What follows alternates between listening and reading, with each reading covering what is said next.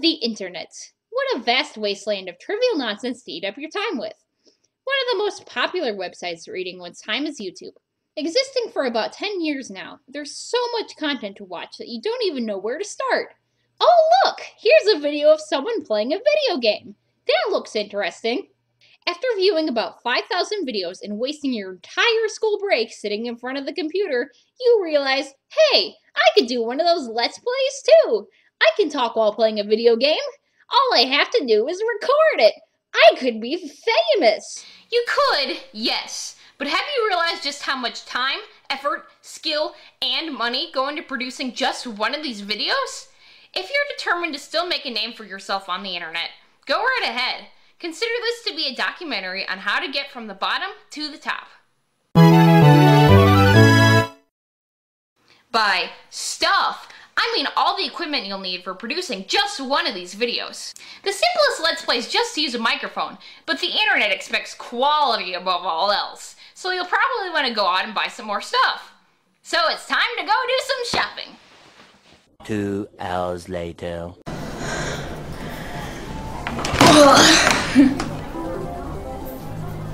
That'll be $200. What the?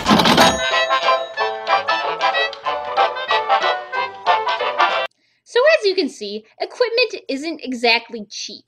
Sure, you can look online, but prices aren't that amazing on there either. But you may just now be realizing, wait, how am I supposed to record me playing a game with just a mic, a webcam, and my game system? That's where you need software. Looking around the internet, it looks like there's plenty of freeware you could use. But then you test it out.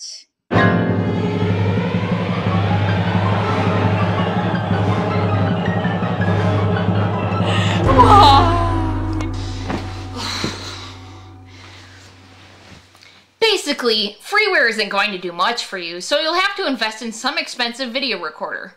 I settled on using Bandicam, which seems to work pretty good for the most part. So, it's time to do some recording! Oh, right. This step shouldn't be too hard. You have to adjust your equipment in a way that makes you the most comfortable. If your webcam is short, leaving it sitting on your desk makes it look like you have a giant face, and setting it on top of your computer monitor makes it look like you have problems with eye contact.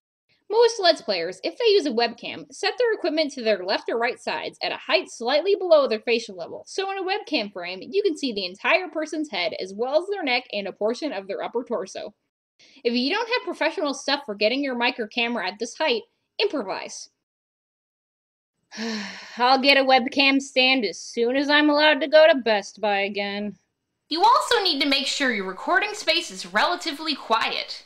Having external noise of any kind is annoying to both yourself and the viewers and doesn't make for a good video.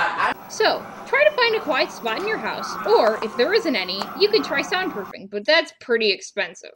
Also, if you're videoing yourself, make sure your lighting is decent. Adjusting your footage's contrast or brightness after the fact often will make your footage look weird and is generally not recommended unless it's an emergency. Again, if you have money, you can go out and buy some expensive lighting and maybe some stands for them. But if you're like me and you spent all your cash buying a webcam and, video recording software, you're just gonna have to use a desk lamp. I feel like I'm being interrogated. But it's all for the fame, so deal with it! Along with lighting, make sure there's nothing embarrassing in the background of your shot. There's a reason most professional Let's Players use plain backgrounds, no background, or even no face cam. It's for your own sake. So, your recording space is all done. Now what? Shouldn't it be obvious? It's time! Or is it? Did you even pick out a game to play? We'll get back to this. Obviously, an essential component of making a Let's Play is selecting a game. It seems like it would be a pretty easy decision, but there's several factors you have to consider while making your choice. Make sure your game isn't too hard, or you'll spend most of your time running around in circles trying to figure things out. Or resulting in use of a walkthrough. Most puzzle games tend to be this way. Not that puzzle games are bad for Let's Plays, you just have to know what you're getting into. Make sure your game is playable. People who use disc-based or cartridge-based games tend to encounter this issue more often than PC gamers or online gamers. But it's still something you have to watch out for, especially if you have an older graphics card or a weird keyboard layout. All I need to do is go into your game, adjust the graphics settings, make sure the controls are okay, and you can just back out until you're ready to play. Don't play games that are too monotonous or repetitive. It might be interesting to do a short playthrough of one of these games, but people get tired of them fast and don't make for long-term viewership.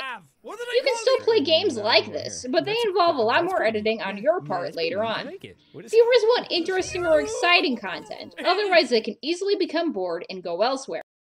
But wait, you might say, aren't a lot of games like this? Like I said, it's all about execution.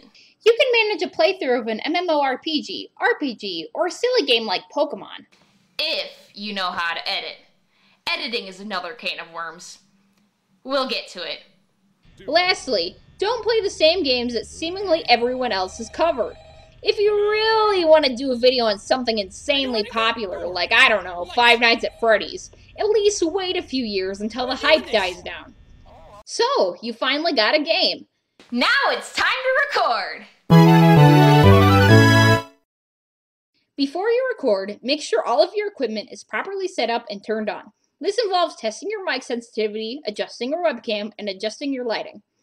Make sure that if you're using a webcam, you look decent. You don't have to dress up, but you do have to make sure you're not covered in dirt or just look like you woke up. Basically, compose yourself so you look like you're going to Walmart or school. Make sure there's nothing embarrassing behind you. Close your doors, open up and turn on your recording software, and start up your game.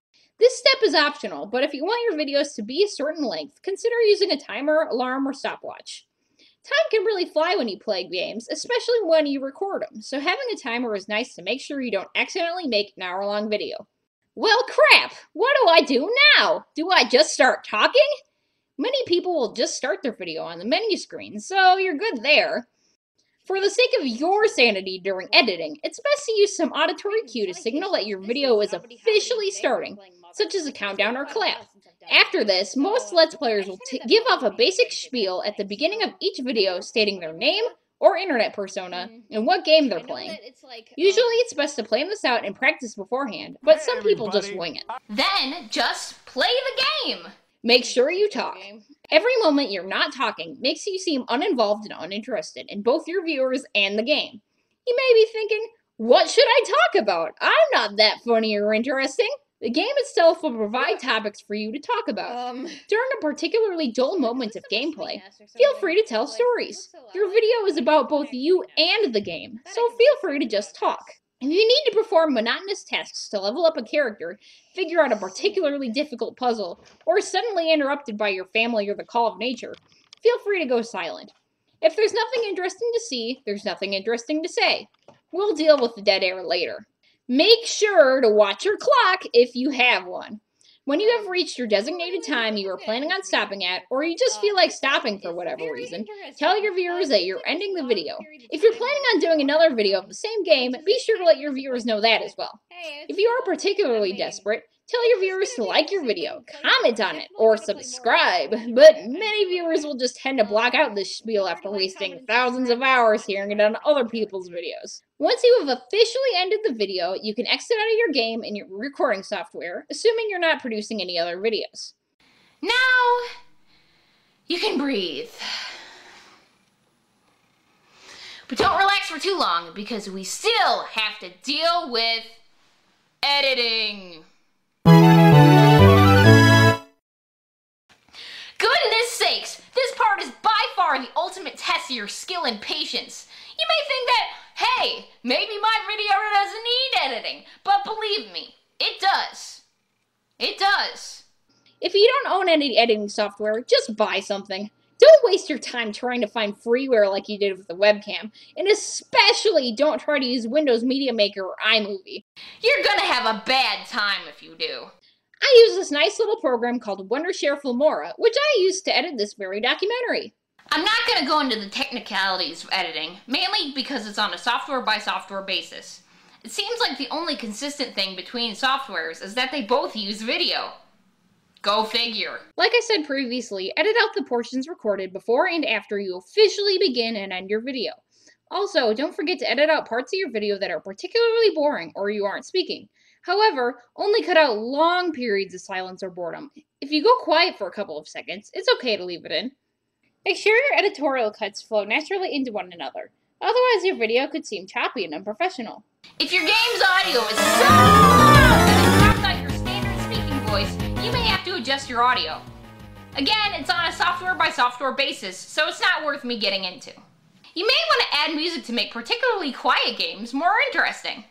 You can't just add anything, however. YouTube is a stickler for copyrights, and pretty much any music you may use is subject to getting your video flagged and in particularly bad situations, taken down. If you really want music, search out some royalty-free music sites on the internet.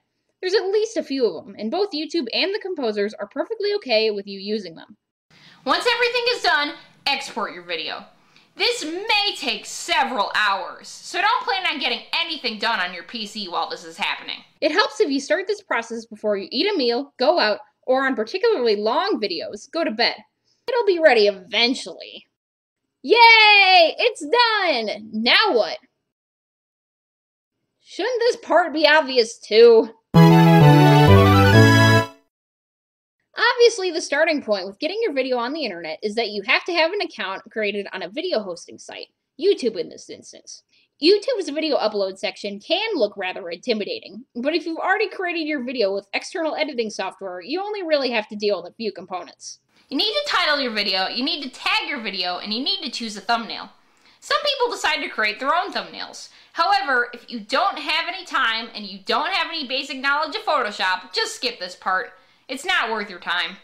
Now you can post it! And guess what? You're done! Check out how many views your video has. Whoa, it's okay. All Let's Players have to start somewhere, and internet fame doesn't come that easily. Maybe in 3 years we'll be someone. Maybe. But of course, to be someone on YouTube in 3 years requires a ton of effort. For many individuals, being YouTube famous is a full-time job. You've seen how much work goes into producing just one of these videos. I'm sure all you guys have at least had some experience. Now imagine having to create, film, edit, and post 2 to 3 videos a day for an entire year, let alone 3 years. It's daunting, I know. There's a reason certain Let's Players succeed above all others. Sometimes it's skill, sometimes it's charm, sometimes it's humor, but really, it all comes down to effort. If you're not willing to put in the effort it takes to be a YouTuber, let alone a Let's Player, maybe being YouTube famous isn't for you. But if you are, make sure to cut me some of the profits when you become famous.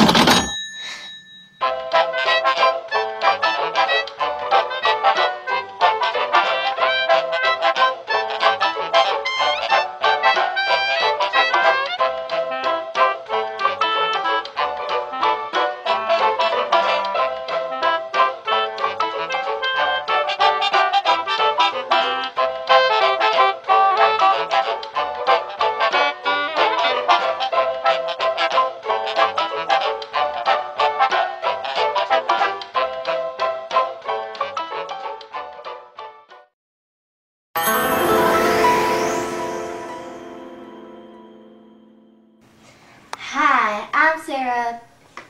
Wait, I think I got it. Okay, wait. Hi, I'm Sarah Israel.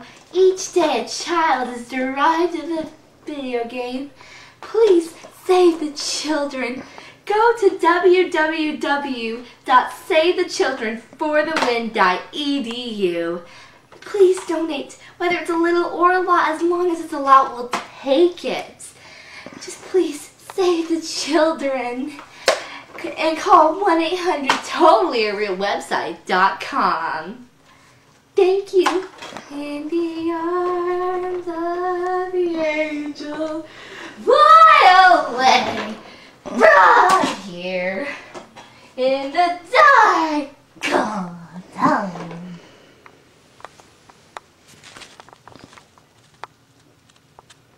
My God, she's dead. Okay, that was pretty great.